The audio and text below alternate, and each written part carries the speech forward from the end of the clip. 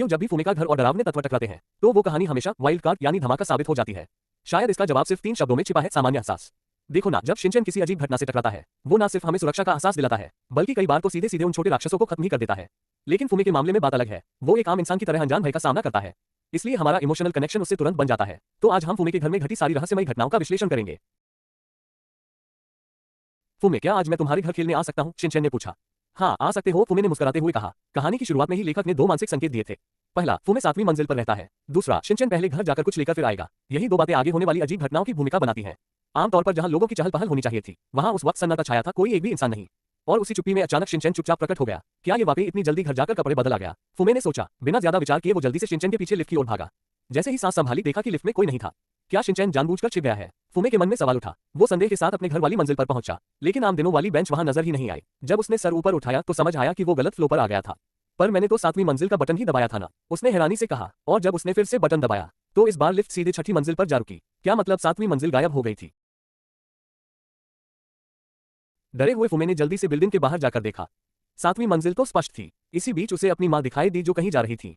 उसने सोचा अगर मैं मां से मिल गया तो सब ठीक हो जाएगा। पर जैसे ही वो मां की ओर दौड़ा, देखा कि मां तो दूसरी लिफ्ट से बाहर आ रही थी। पर वहां तो दीवार थी ना। फुमे का दिमाग हिल गया। अब वक्त नहीं था ज्यादा सोचने का। वो पूरी ताकत से मां की ओर भागा, लेकिन आखिरी पल पर चूक गया। और उसी समय वो गायब हो चुका शिनचैन फिर से अचानक नजर आ गया। फुमे थोड़ी देर तक जड़ हो गया, और देखते ही देखते लिफ्ट पत्थर की दीवार में बदल गई। अब वो किसी भी लिफ्ट से डर रहा था, पर फिर सोचा जहां शिनचैन है वहीं सुरक्षित होऊंगा। पर जैसे ही वो उस तरफ गया, शिनचैन फिर से गायब हो गया। पीछे से लिफ्ट का दरवाजा जोर से बंद हो गया और सीधे टॉप फ्लोर तक जा पहुंचा। वो जगह उसके लिए पूरी तरह नई थी। जब उसने नीचे झांक कर देखा तो वो दृश्य देखकर सन रह गया। ये तो 10 मिनट पहले वाला मैं ही हूँ। और भी भयानक बात, उसके आसपास कई शिनचैन एक साथ खड़े थे। शायद वो उसे बचाने की कोशिश कर रहे थे, पर अचानक एक रहस्यमयी ताकत ने फुमे को खींच लिया और लिफ्ट के अंदर ले गई।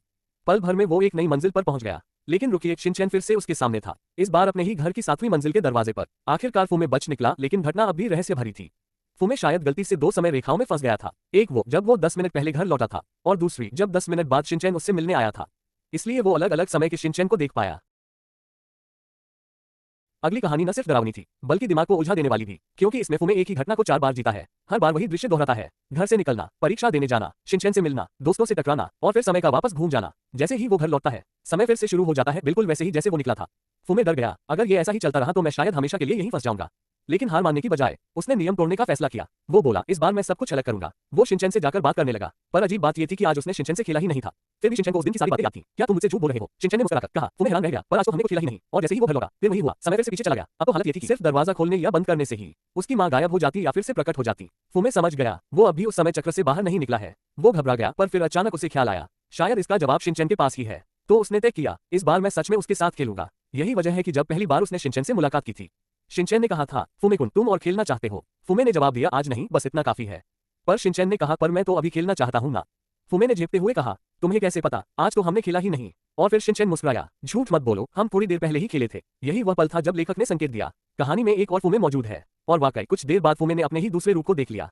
अब सवाल ये था, वो जो फुमे देख रहा है, क्या वो पिछले चक्र का फुमे है या अगले चक्र का? वो सीढ़ियां चढ़ता हुआ 7वीं मंजिल पर पहुंचा, पर फिर से थोड़ा लेट हो गया। उसने देखा कि उसका दूसरा रूप घर के अंदर चला गया, और वो फिर से समय के लूप में फंस गया। लेकिन अब उसके पास एक उम्मीद थी, क्योंकि उसे चक्र तोड़ने का तरीका मिल गया था। इस बार उसने परीक्षा का पेपर जल्दी खत्म किया और सीधे पार्क की ओर चला गया। वहां उसने क्या देखा? वहीं उसका पिछले चक्र वाला स्वरूप खड़ा था। अब जरा सोचो, अगर हम इस चक्र को वर्तमान फुमे की दृष्टि से देखें, तो जो भूतिया फुमे वो देख रहा है, वो उसका पिछला स्वरूप है। लेकिन अगर उसी घटना को पिछले फुमे की दृष्टि से देखें, तो वो भविष्य का फुमे है। यानी इस कहानी में चाहे वो कितना भी कोशिश करे, हर बार एक फुमे ऐसा रहेगा जो समय चक्र से कभी नहीं निकल पाएगा। और ठीक ऐसा ही हुआ। इस बार कहानी के अंत में मुख्य फुमे तो बच गया, पर दरवाजे के बाहर से अभी उसकी ही आवाज गूंज रही थी, ग्रेटर दैन, मैं हार नहीं मानूंगा। मैं उस दरवाजे को जरूर ढूंढ लूंगा जो मुझे इस समय के चक्र से बाहर ले जाएगी। अब बात करते हैं साल 2006 की फिल्म कूद पड़ो दोस्तों, जंप माय फ्रेंड्स की, जो कई लोगों के लिए सबसे डरावनी शिनचैन मूवीज में से एक है।